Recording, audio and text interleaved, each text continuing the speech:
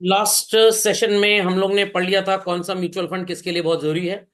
और मैंने आपको एक भव्य एग्जांपल दिया था what is called as SIP. And today's session is totally based on SWP. Is that clear कि एसडब्ल्यूपी काम कैसे करता है? Fundamental logic is clear. चलिए, तो सब लोग अपनी अपनी लेक्चर नोट्स कॉपी ओपन कर लें, या आपके पास जो वर्कबुक है उसमें एक ऐसा पेज ओपन कर लें जहाँ पे आधा पेज कम से कम खाली हो। तो आपको मैं समझाऊं what is SWP. Write the heading in your copies, and it is titled as Concept of SWP. SWP का फुल फॉर्म क्या होता है? It is systematic withdrawal plan. अब ये दो तरह से चलता है। दुनिया जो आपको सिखाएगी उसमें तो आप झटका खा जाएंगे हमेशा, बट मैं जो आपको सिखाऊंगा इसमें कभी भी आप जीवन में झटका नहीं खाएंगे। तो ध्यान से सुनिए, ध्यान से सुनिए। एक एग्जाम्पल ले रहे हैं यहाँ पे हम सिस्टमैटिक विड्रॉल प्लान को समझने का। आपके पास 50 लाख रुपए हैं। कितने पैसे हैं बच्चों आपके पास? 50 लाख रुपए। Is that clear? आपने इसको इन्वेस्ट कर दिया। और कहां पे इन्वेस्ट कर दिया? इन अ म्यूचुअल फंड। जब हम बोलते हैं म्यूचुअल फंड तो हमारे कहने का मतलब होता है लमसम इन्वेस्टमेंट। क्या होता है मतलब कहने का? Lump sum investment. एक बार आपने पैसे लगा दिए। Is that understood well? तो आपने ये लमसम इन्वेस्टमेंट किया और कहां पे किया? इस म्यूचुअल फंड को एक नाम दे देते हैं, और मेरे एग्जाम्पल में नाम है ICICI मल्टी असेट फंड। ठीक। और कितना पैसा आपने लगाया यहाँ पे अपना भाई? 50 लाख रुपए। Is that clear? और अब क्योंकि आप बड़े बच्चे हो चुके हैं और आपको नेट असेट वैल्यू का मतलब पता है, और मान लेते हैं कि इस समय बाजार में एक यूनिट की जो वैल्यू है वो है ₹600। A unit is of how much? 600 रुपए। तो अगर मैं आपसे पूछूं कि भाई 50 लाख रुपए में नंबर ऑफ यूनिट्स कितनी आई होंगी, तो आप कहेंगे सर ये तो बड़ा आसान है कैलकुलेट करना, छोटा सा मैथमेटिकल कॉन्सेप्ट है बस। 50 लाख रुपए divided by 600 units. Simple maths का कैलकुलेशन आप मेरे को बता सकते हैं। 600 एक यूनिट की प्राइस है, और 50 लाख रुपए आपको टोटल लगाना है।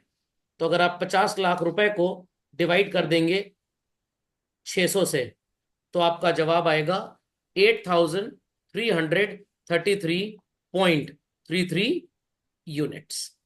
और ये आपने एक पर्टिकुलर डेट, मान लीजिए 10 February 2024 को खरीद दिया। Is that clear? ये एकदम रियल लाइफ एग्जाम्पल है, इसमें कोई भी मनगढ़ंत कहानी नहीं है। क्योंकि मैंने इस फंड में इन्वेस्टमेंट किया था लगभग 30-35 लाख रुपए का। तो मैंने 600 रुपए में इसको खरीदा था around February। Got it clear? तो आपने भी इसको मान लीजिए 50 लाख रुपए लगाकर, 600 रुपए का एक यूनिट है तो कितनी यूनिट्स आपके पास आ गई? 8333 units. Is that understood? Is that understood? चलिए, और अब मैं आपको जो कहानी बता रहा हूं वो ये है कि stay invested for 15 years. How many years? 15 years. और अज्यूम कर लेते हैं कि एक्सपेक्टेड रिटर्न ऑन इन्वेस्टमेंट जो आपको मिलेगा दैट वुड बी, मान लीजिए for example, is 12%। Is that clear?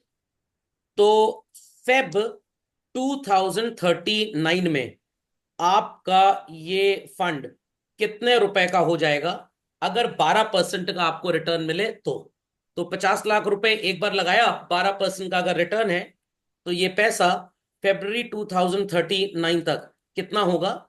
और अगर मैं अपना एग्जाम्पल ले लूं तो भाई 2024 में मेरी ये 44 साल है, 15-16 साल का चलिए इन्वेस्टमेंट मान लेते हैं, तो यहाँ पे मेरी एज लगभग 60 साल हो जाएगी। और ऑफिशियली जो एज ऑफ रिटायरमेंट है हमारे देश में वो कितनी है? 60 साल ही मानी गई है। तो एक बार फाइनेंशियल कैलकुलेटर पे कैलकुलेट कर लेते हैं सब लोग, कितना आएगा ये पैसे का अमाउंट 2040 में। हमारे फाइनेंशियल कैलकुलेटर ने हमें जवाब दे दिया, और क्या जवाब दे दिया कि हमारे पास 3,22,66,933 रुपये 41 पैसे हो जाएंगे। तो मैं बच्चों इसको आसान करने के लिए लगभग मान लेता हूं कि हमारे पास 3.25 करोड़ रुपीस होंगे। कितने? 3.25 करोड़ रुपए। तो जब मेरा रिटायरमेंट होगा, अगर मैं 50 लाख रुपए आज लगा दूं, तो उस समय पैसा कितना हो जाएगा मेरे पास? 3.25 करोड़। और मैं मान के चल रहा हूं कि मैंने जब आज इन्वेस्टमेंट किया, द एज इज 44 ईयर्स, और यहां पे मेरी एज कितनी हो जाएगी? 60th ईयर में मैं पहुंच जाऊंगा। और कम से कम मैं मान के चल रहा हूं कि 75 साल तक तो मैं जिंदा रहूंगा ही रहूंगा। तो कितने साल अब मेरे पास मेरा जॉब नहीं रहेगा, मेरी रेगुलर अर्निंग इनकम शायद नहीं रहेगी? सर शायद नहीं क्यों नहीं रहेगी? अरे जॉब से रिटायर होंगे, प्रोफेशन तो चलता रहेगा ना। मान लीजिए प्रोफेशन से भी रिटायर हो गए, तो 15 साल तक बिना कमाई के खर्चा हमारे सिर पे रहेगा। Is that understood well? Is that understood well? चलिए, तो इन 15 साल को फाइनेंस कैसे किया जाएगा? तो हमारा अगला प्रश्न ये है, how to finance the cost of living, सब लोग लिख लें झटपट, फॉर नेक्स्ट 15 ईयर्स। यहां पे कहानी आती है, use SWP। How to use SWP, बस यही सबसे इंपॉर्टेंट चीज आपको समझनी है यहां पे। Fundamental is understood well? चलिए, तो SWP एक्चुअली रिटायरमेंट प्लानिंग का कॉन्सेप्ट है। कुछ बेवकूफ टाइप के लोग 15 साल में स्टार्ट करते हैं SWP, 1-2 लाख रुपए लगा लेते हैं, या 40 साल में स्टार्ट करते हैं SWP, आज पैसा लगाते हैं और अगले महीने से लेना वापस करते हैं। तो विड्रॉल का मतलब आप एक बार पैसा लगाएंगे बट मिलेगा आपको हर महीने। बट अगर आपने 60 साल की उम्र में एक साथ पैसा इन्वेस्ट किया, जो मेरे एग्जाम्पल में 44 ईयर्स में इन्वेस्ट हो रहा है, और आपने अगले 45वें साल से 55th बर्थडे से हर महीने पैसा लेना स्टार्ट कर दिया, तो आपसे बड़ा बेवकूफ कोई है ही नहीं। आपको SWP सिर्फ तभी फायदा पहुंचाएगा, एज अर्ली एज पॉसिबल ढेर सारा पैसा इन्वेस्ट कर दीजिए, और लेना स्टार्ट करिए कब? जब आपकी earning capacity, job, employment, business वगैरह वगैरह वहां से एकदम स्टॉप हो जाए, तभी आप SWP का भरपूर फायदा उठा सकते हैं। तो वो कैसे काम करेगा, आई लेट यू नो। तो इतना आप झटपट अपडेट कर लें बच्चों। मेरा एग्जाम्पल कुछ इस तरह से चलेगा, and the example would simply से कि आपके पास कितनी यूनिट्स SWP की पड़ी हुई हैं? 8,333 यूनिट्स, करेक्ट। और ऑन 60th ईयर मान लेते हैं कि रिटायरमेंट हो गया हमारा। Is that clear? तो हमें अब अप्रैल, मई, जून, जुलाई, अगस्त, सितंबर, अक्टूबर, नवंबर, दिसंबर, जनवरी, फरवरी, मार्च, हमें अपनी कॉस्ट ऑफ लिविंग को इन मंथ्स में फाइनेंस करना है। कमाई तो अब है नहीं, जॉब से रिटायर हो गए, प्रोफेशनल लाइफ से भी मान लीजिए रिटायर हो गए। ठीक, तो कहानी आपके सामने ये आ रही है कि आपके पास कितने महीने हैं एक साल में? अब 12।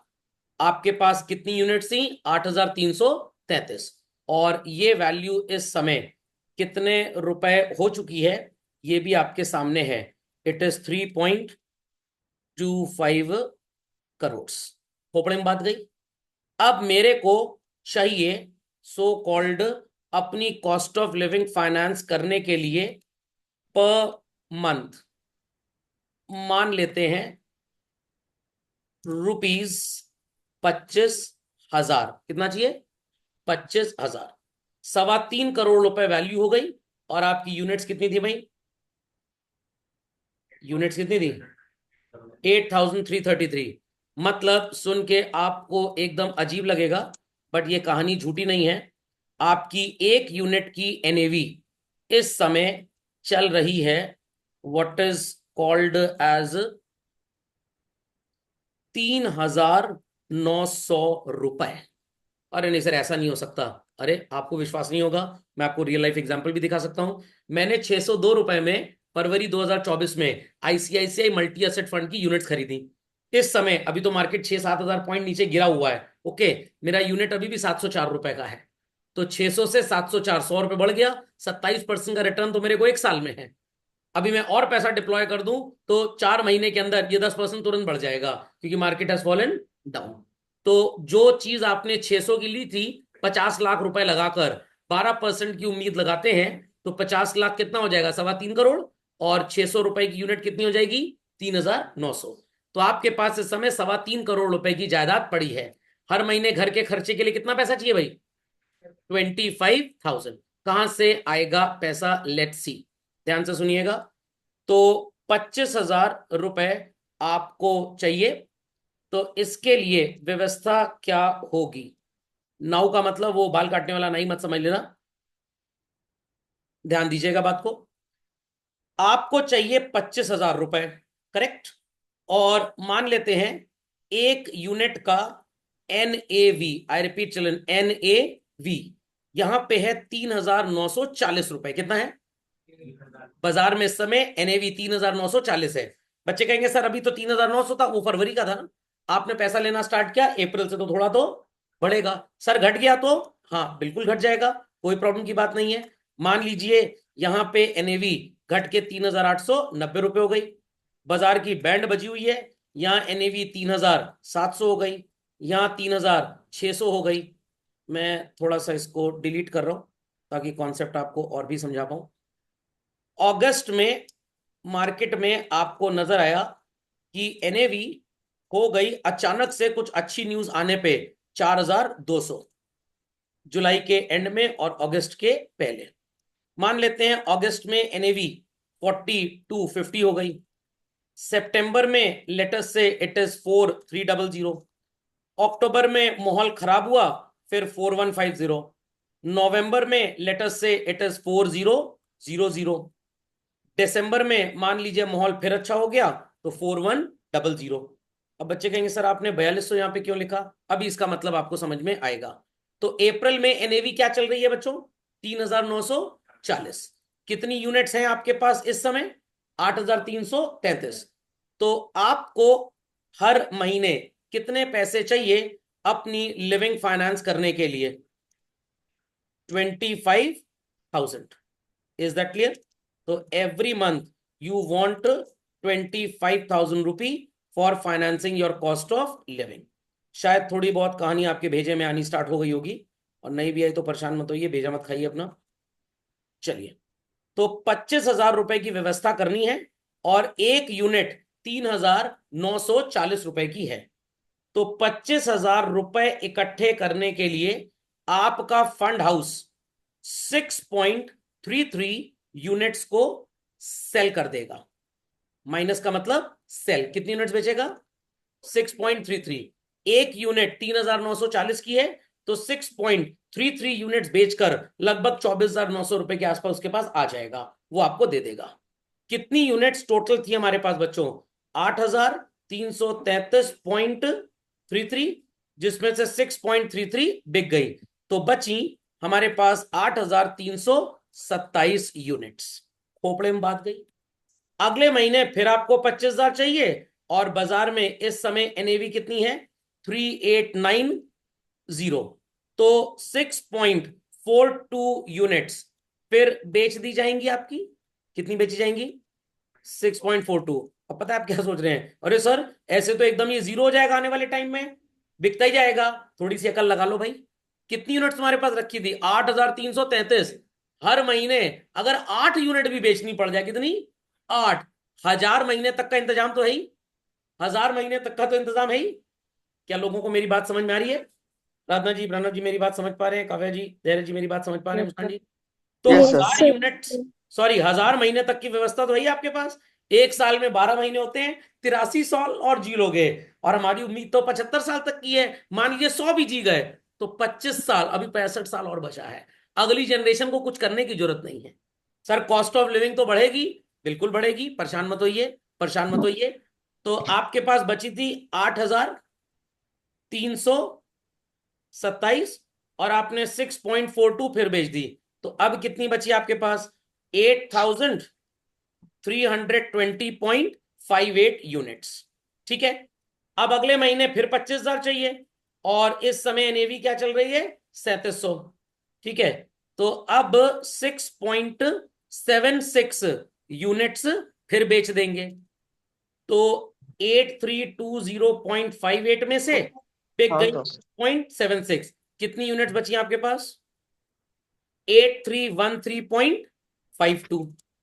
फिर अगले महीने 25,000 आपको चाहिए, और आपकी एनएवी कितनी हो गई? 3600। 6.94 यूनिट्स फिर बेची जाएंगी।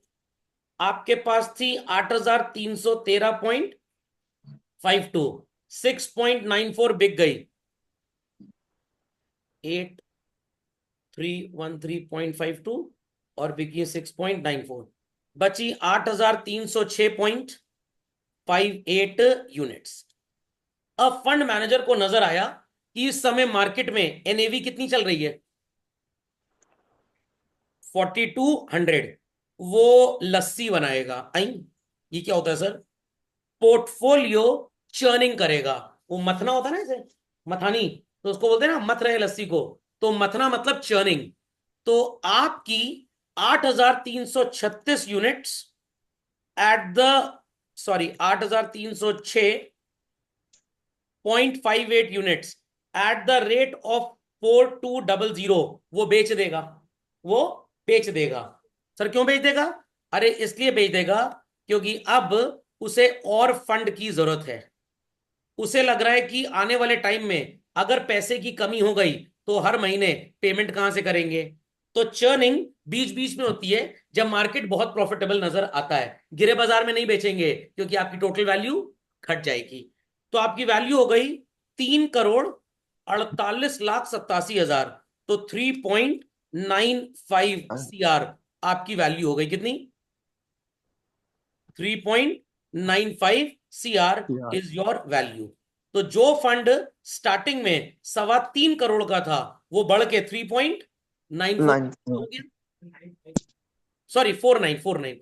3,48,87,636 रुपए बन रहा है, तो मैंने 3.49 करोड़ बोल दिया। मोटा मोटा 3.5 करोड़ मान लीजिए। 1 लाख रुपए में क्या फर्क पड़ेगा यहाँ पे? तो ये 3.5 करोड़ रुपए जब आ गया, और स्टार्टिंग में कितना था? 3.25 करोड़। तो बीच में अगर आप अपनी 8,306.58 यूनिट्स को मल्टीप्लाई 3600 से करते, तो 2,99,00,000 का। यहां पे अगर ये बिकता 3600 में तो 2,99,00,000 होता। अब ये हो गया 3,49,00,000। 50 लाख का फायदा हो गया। फंड मैनेजर डर से बचने के लिए 50 लाख रुपए को एफडी करवा देगा आपके नाम पे। साल में 6-7% भी इंटरेस्ट मिलेगा, तो कुछ पैसा वो यहां से भी दे देगा आपको, अगर कल को मार्केट गिरता भी है तो। Is that clear? तो that is portfolio churning. Are people understanding what I am saying? पक्का? मान लीजिए रियल यस एस्टेट सर। में खूब बूम आया, तो आपके पापा ने सोचा कि भाई 5 फ्लोर का घर है, टॉप फ्लोर पे कोई रहता तो है नहीं, उस फ्लोर का अच्छा दाम मिल रहा था, पापा ने वो फ्लोर बेच के एक जगह लैंड और परचेज कर लिया, और वहां पे एक हॉस्टल बना दिया, उससे हर महीने किराया आ रहा है। Is that clear? तो ये सब कहानी भी लोग करते रहते हैं बीच बीच में। चलिए, फिर 25,000 चाहिए, और इस समय बाजार कितने का है? 4,250 का। तो फंड मैनेजर एक काम और भी कर सकता है। खैर चलिए, वो आपके लिए थोड़ा टेढ़ा मेढ़ा हो जाएगा। हाँ, तो अब कितना चाहिए हमको? 25,000 और 4,250, 5.88 यूनिट्स फिर बेच दी जाएंगी। 5.88, और ओके। 8,306.58 माइनस 5.88, तो 8,300.7 यूनिट्स आपके पास बच गई। तो ऐसी कहानी चलती जाएगी। फिर अगले महीने 4,300 हो गया, तो अब कितनी यूनिट्स बिकेंगी? 81। 5.81। तो 8,300.7 minus 5.81, it is one. 8,294.89 units आपके पास बच गई। समझ में आ गया? तो पैसा एक्चुअली में इतना बढ़ चुका है कि थोड़ा थोड़ा आप निकालते भी रहेंगे तो कोई फर्क नहीं पड़ेगा। सर ये तो हमारे जो घर वाले हैं ना सर, घर वाले सबके एक जैसे होते हैं।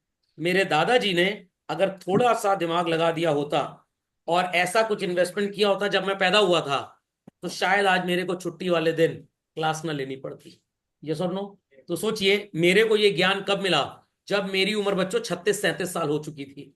आपको ज्ञान मिल रहा है 16 साल में, तो आपके पास कितने पैसे होंगे? तो आपने अगर ठीक से अपने फाइनेंसेस प्लान किए तो बुढ़ापे में कुछ करने की जरूरत नहीं होगी। सिर्फ इस चीज से हार्ट अटैक से मर जाएंगे, हाय राम इतना पैसा है करें क्या इसका। समझ में आया कि नहीं आया? खोपड़े में बात गई। चलिए, फिर 25,000 चाहिए आपको। और एनएवी इस समय 4150 चल रही है। तो कितनी यूनिट बिकेगी भाई, कितनी यूनिट बिकेगी? 6.02 यूनिट्स बिक जाएंगी। तो 8294.89 माइनस 6.02, इट इज 8288.87 यूनिट्स आपके पास बच गई। खोपड़े में बात जारी है। फिर यस। अगले महीने एनएवी 4,000 आई और आपको 25,000 रुपए चाहिए, तो 6.25 यूनिट्स फिर बेचनी पड़ेंगी। तो 8.288.87 माइनस 6.25, 8,288.87 माइनस 6.25, 8282.62 यूनिट्स आपके पास अभी भी बची हुई हैं। सर मान लीजिए ये 12% ना हो तो?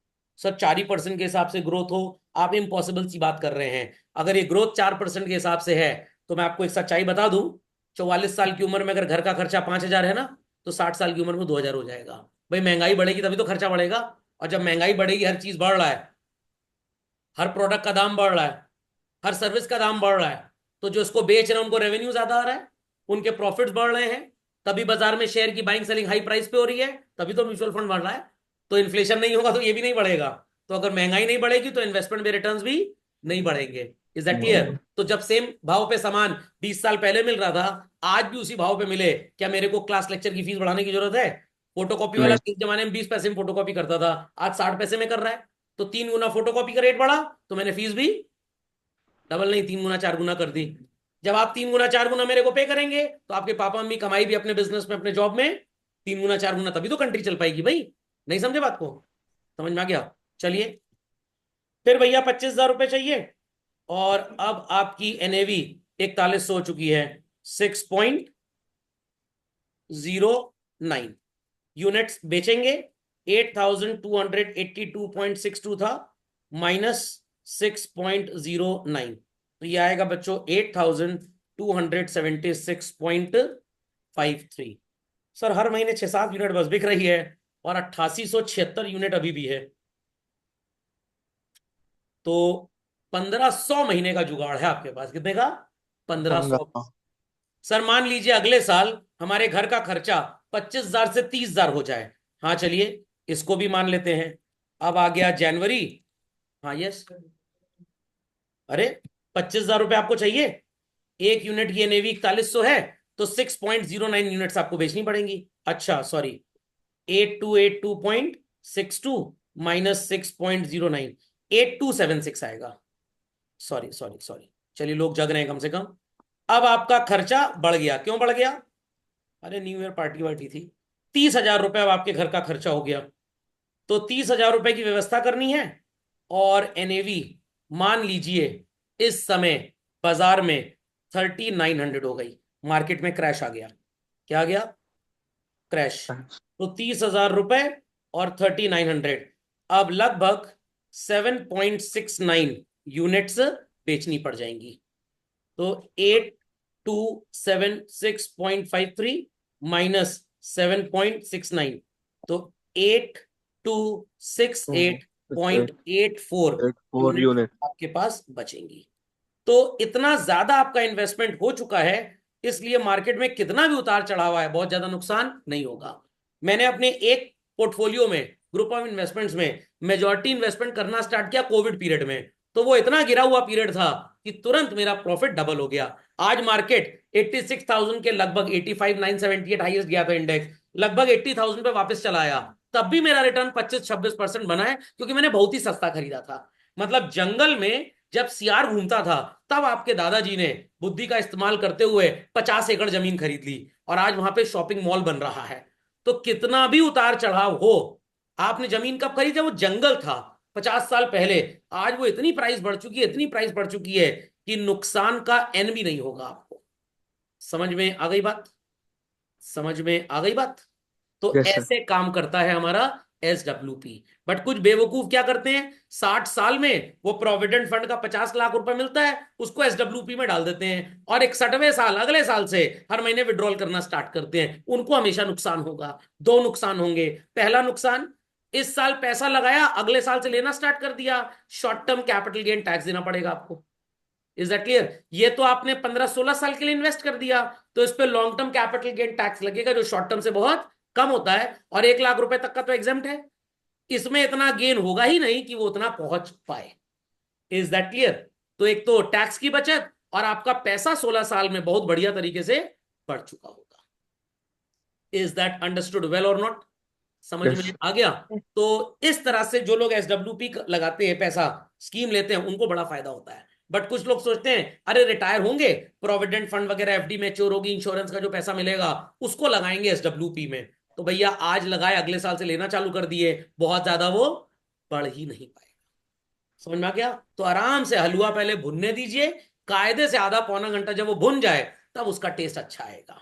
बीच बीच में कढ़ाई में मुंह मारते रहेंगे तो टेस्ट अच्छा आएगा ही नहीं, क्योंकि आपने उसको बनने ही नहीं दिया। Fundamental logic is clear?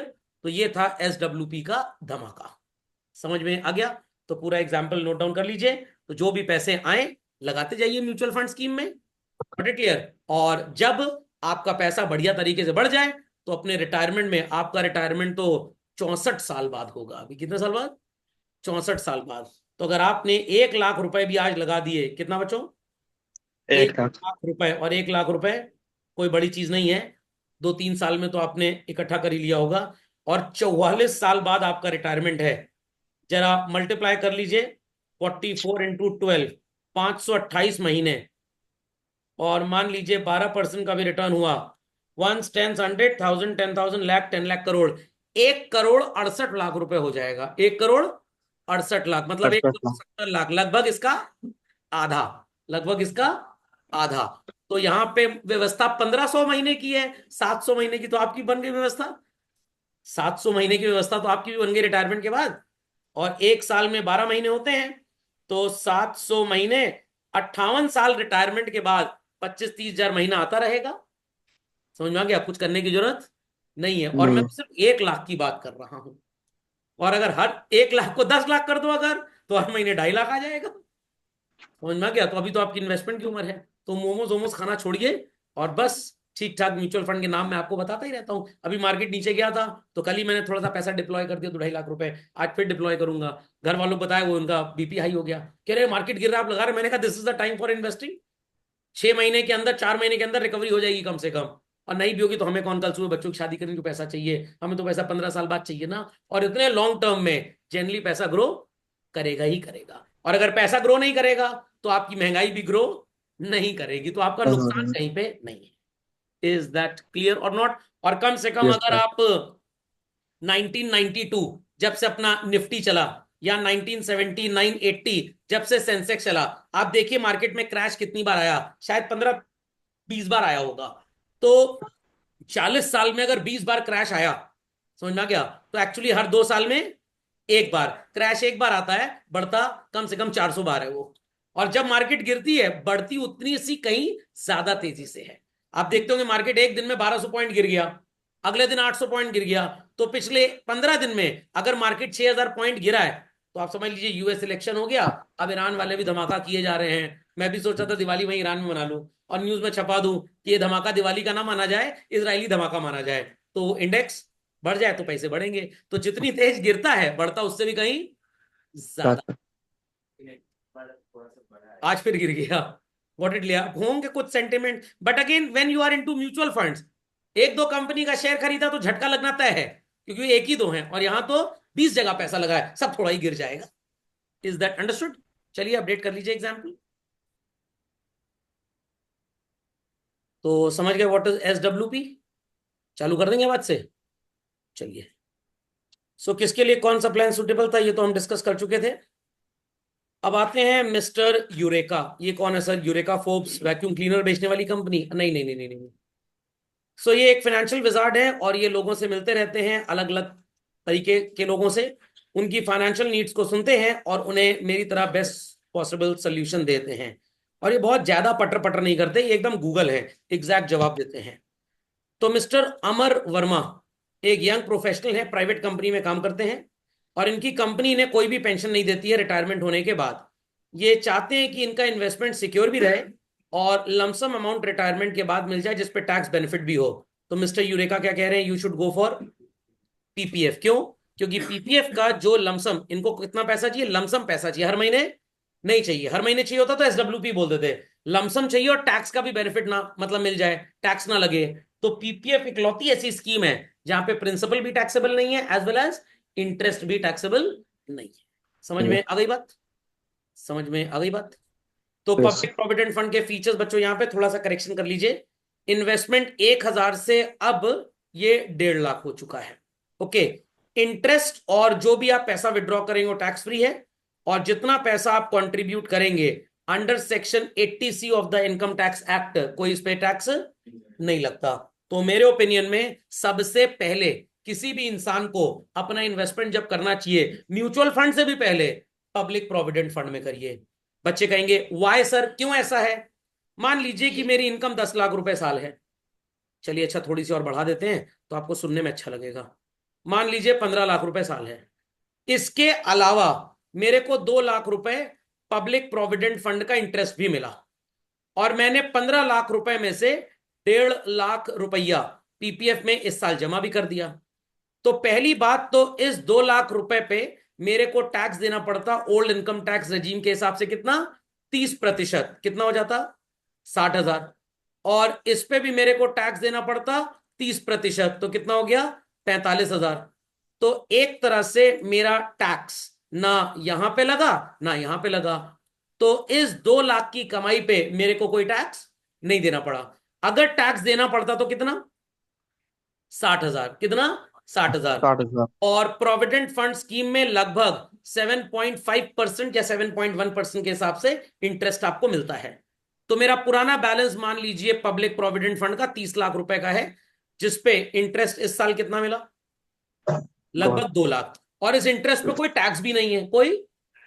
तो टैक्स साठ भी नहीं है। हजार रुपए ये भी तो मेरी कमाई हो गई एक तरह से। नहीं तो कमाई सिर्फ 1,40,000 मानी जाती, 60 अच्छा, गवर्नमेंट ले जाती।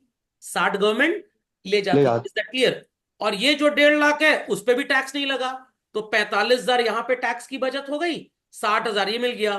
तो टोटल 3.5 लाख पे 1 लाख रुपए टैक्स बच गया। 33% हुआ कि नहीं हुआ? दुनिया कोई म्यूचुअल फंड 33% ना देने वाला आपको। और आपको सारे के सारे फंड एडवाइजर कभी एडवाइस ही नहीं करेंगे PPF में पैसा लगाइए। क्यों? वो हमेशा म्यूचुअल फंड बोलेंगे, क्योंकि म्यूचुअल फंड में आप पैसा इन्वेस्ट करेंगे उनको कमीशन मिलेगी। PPF में भारत सरकार किसी कमीशन नहीं देती है। जो पोस्ट ऑफिस के एजेंट होते हैं उनको भी कमीशन नहीं मिलेगी, क्योंकि भाई लोग अपनी गरज को पैसा लगाएंगे यहाँ पे। ओके। तो सबसे पहला इन्वेस्टमेंट बच्चों याद रखिएगा, आपकी उम्र जैसे ही 18 साल हो जाए, सर उससे पहले PPF अकाउंट नहीं खोल सकते? नहीं खोल सकते हैं, बट वो पापा या मम्मी की गार्जियनशिप में होगा। और ऐसा नहीं है कि एक पापा भी अपना PPF खोले और एक आपके साथ खोल ले। पहले ऐसा होता था, अभी पिछले साल से सरकार बड़ी सतर्क हो गई कि एक बच्चे के नाम पे PPF खोल लिया और एक अपने नाम पे।